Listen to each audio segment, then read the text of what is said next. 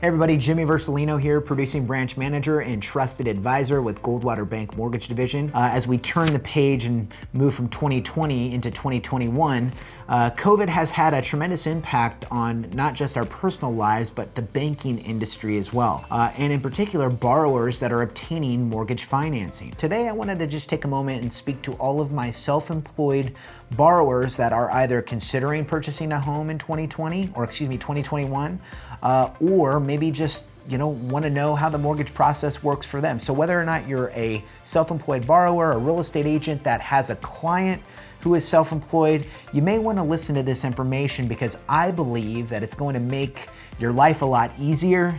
It could save you money and it can position you really well for the mortgage experience moving forward into the years to come. The first thing that I would tell a self-employed borrower to prepare for the mortgage process is simply this. You're going to need all of the documentation that any other just traditional financing applicant would provide. W-2s, bank statements, pay stubs, although W-2s you probably won't be getting those, but you get the gist of it, right? 1099s, tax returns, business returns, those basic things, photo IDs that you're always going to need. Now, with self-employed borrowers, there's a couple of extra things that you're going to need to be aware of moving into 2021 and for the years to come. You're also going to need to provide a year-to-date profit and loss statement. And the mortgage lender is going to be paying particularly close attention to that P&L to ensure that your income is online with what you've done in the years past. So when preparing that P&L for your mortgage lender, be aware of that they're going to be looking on how your business is performing year to date to ensure that it lines up with years past. And if it doesn't, they're going to use the year-to-date P&L as the worst-case income. All right, so in addition to that, there's a couple of other things to keep in mind.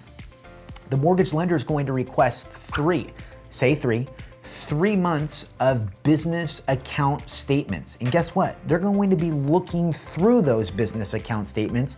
Any revenue that you're receiving or any invoices that you're collecting on are in line with what income you have declared over the last couple of years.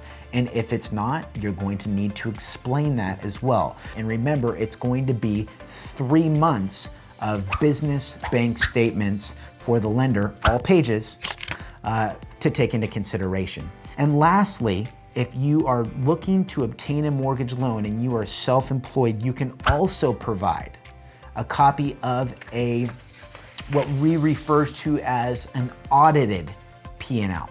Now the audited P&L is slightly different, right? And the reason why is because what's happening is a professional like a CPA is actually reviewing this P&L and certifying it from them, so that way we can line that up against your income over the previous 2 years.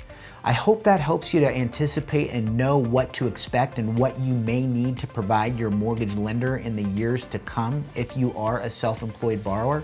My name is Jimmy Vercellino, and if you have any questions relating to obtaining a mortgage if you are self-employed, my team and I are here to be a resource for you. There's a couple of ways you can get in touch with me by going to my website, phxhomeloan.com, or calling me direct at my office at 602-908-5849. I hope you found this information to be of value, and I look forward to being a resource for you really soon.